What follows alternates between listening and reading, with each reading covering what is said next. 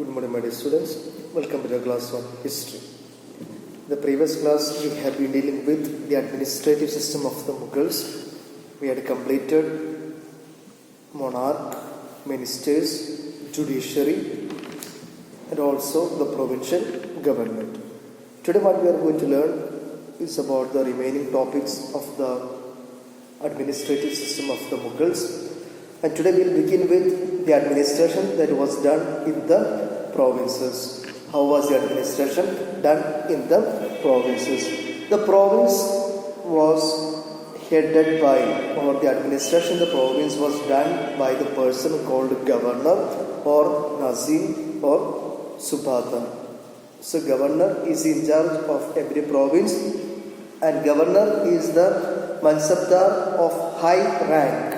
And we learn coming after some time about the Mansabdari system. So the governor is the Mansabdar of high rank, and what are the duties given to him? Maintenance of law and order, enforcement of the imperial orders, the orders given by the king, administration of criminal justice, the justice related to the criminals, and the collection of revenue. These are the four main duties given to the governor who is in charge of the province. So he is the Mansabdar of high rank. There are four different duties given to him: maintenance of law and order, implement the orders given by the king, administration related to the criminal justice, and the collection of revenue. That is with regard to the province. Next one is, so that the first one about the province, and we have got the governor who is the in charge of it. And next we have is the provincial diwan. And what does he do? He is the in charge of revenue administration. So next one is a provincial diwan. He is the in charge of revenue administration.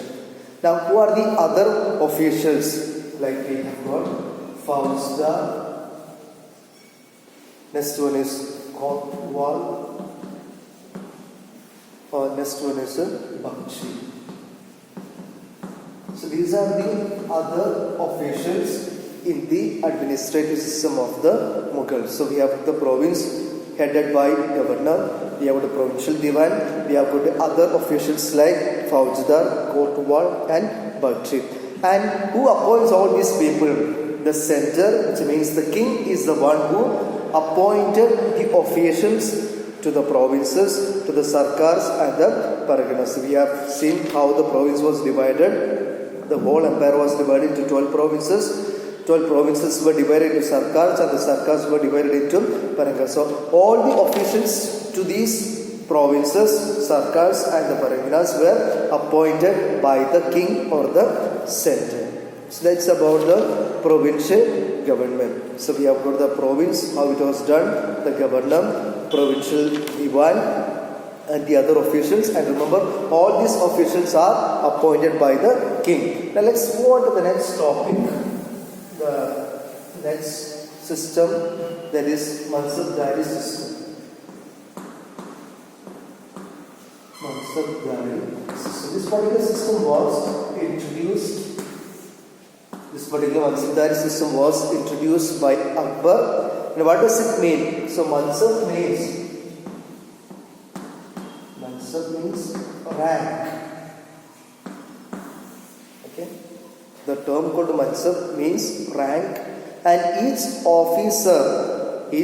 officer in the province or in the particular territory is given a Mansab. Mansab means a rank. So every officer will have a particular rank. So every officer has got a rank or a Mansab. So Mansab means rank. So every officer is given a particular Mansab or particular rank. And Mansabdar, so that is Mansab means rank. And what is it Mansabdar means? Mansabdar means a person who holds a particular rank. A person, an individual who holds a position or rank is known by the term called Mansabdar. So Mansab means a particular rank. Mansabdar means a person who holds a particular rank. And this particular Mansabdar was a ruling group, a particular ruling group in the Mughal Empire. So that's what I mean the term called Mansabdari system. Mansab means a rank. Mansabdari system means the rank that is given to every officer. So Mansab, rank. Mansabdar means an officer who holds a particular rank. So Mansabdari system means every officer has got a particular rank in the province. Now what was the lowest rank was 10 and the highest was 5,000. This was the highest and this was the lowest. So every officer has got a particular ranking. This is a ranking system and every officer has got a particular rank. And the grading system, as I said, there is a grading system. Lowest is 10 and goes up to 5,000. So this particular grading system will decide the salary, the rank and the military responsibilities given to the particular officer. So this particular grading system, so here lowest was 10, highest was 5,000 and the grade there was a grading system that will decide, that will fix the rank, the salary and the military responsibilities given to a particular officer. So this is what you mean the term called Mansabdari system. Which means every officer is given a particular rank and there is a grading system which will decide which is your rank, what is your salary and what are the military responsibilities given to a particular officer. And there are two different types of rank. So I said Mansab means particular rank given to the officer. There are two different types of rank. First one is Sat and second one is Sawar. And Sat means it is a personal status of a person. It means the personal status. The personal status of a person and the salary due to that particular person. So depending on the particular personal status decides or depending on the personal status of a person, the person will get the salary. And the higher the Sat, the more prestigious position a person will get. If you have the higher Sat, you get more prestigious positions. Higher the Sat, you get a higher position. And Sawar means it is the number of cavalrymen. That a person, that a Mansabdar has to maintain. So these are the two different ranks that existed during the time of Mughals. First one is Sat, which means it is related to the personal status of a person. The higher the Sat, the higher the position that a person will get. Sawar means it is the number of cavalrymen, the number of army that a Mansabdar was required to maintain. And how did they get the salary? The Mansabdars. The Mansabdars, their salaries were given as revenue assignments known as Jagir. So how did these people get the salary? Which means the king allotted a particular place and from where they could collect the tax, they could collect the revenue as their salary. And that particular collection of the revenue, that particular place given to them is known by the term called Jagir. So there is a Jagirdari system which means the revenue collection, the salaries of these Mansabdars were given as a revenue assignments in a particular area and that is known by the term called Jagir. Okay? And this particular Mansabdar may be given a place, faraway place, so what happens? He will appoint the persons to collect the revenue from a particular place. So this is what you mean the term called the Mansabdari system. Which means Mansab means particular rank or a position. Mansabdar means an officer who holds a particular rank. And there are two different types of ranks. One is Sat, the higher the Sat, the higher the positions that you get. Sawar means the number of cavalrymen that a Mansabdar was required to maintain. And Mansabdars, they were given salaries as revenue assignments known by the term called Jagir.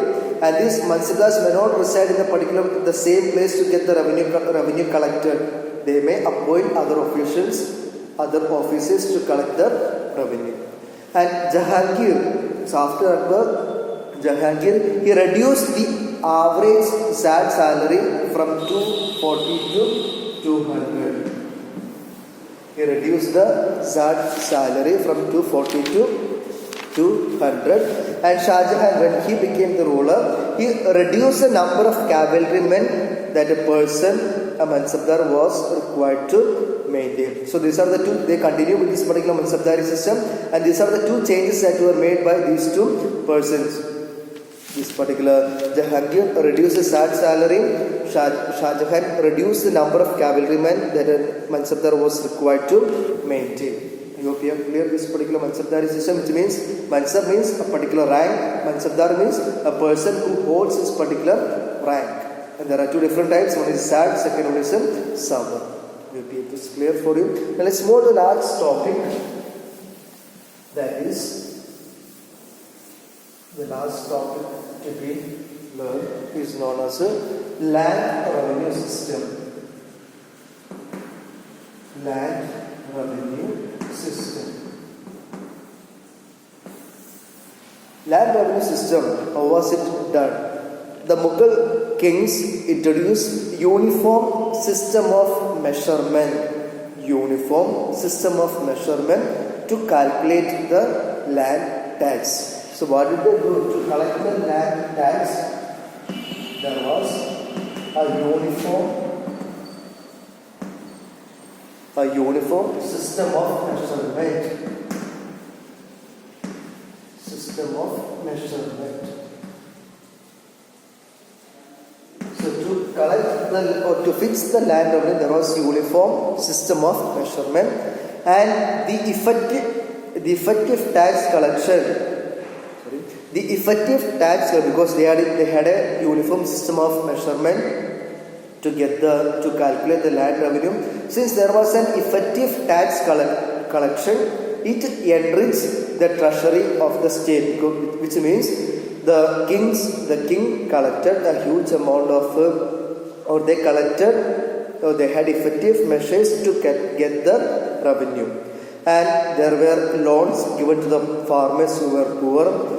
And because of these effective measures, there was progress in agriculture, trade and industry. The basic thing that you need to remember about the land revenue system is that there was uniform system of measurement to calculate or to fix the land tax. Since there were different or effective steps to get the taxes, it enriched the state treasury, and the loans were given to the poor farmers. Because of all these effective steps, there was progress in agriculture, trade and industry. So these are the things that you need to remember with regard to the administrative system of the Mughals. We learned about the monarch. The power of the king directly came from God. Ministers, judiciary, provincial government, how the province was divided. Mansabdari system, a rank that is given to a particular, the rank that is given to every officer. Land revenue system, there was a uniform system of measurement to get or to fix the land tax. And that's the end of the particular chapter that you have learned. I hope it is clear for you. Go through the video once again along with your notes so that you will understand the notes that are given to you and you will be able to understand the explanation. I hope it is okay for you. Take care and complete the notes. Thank you.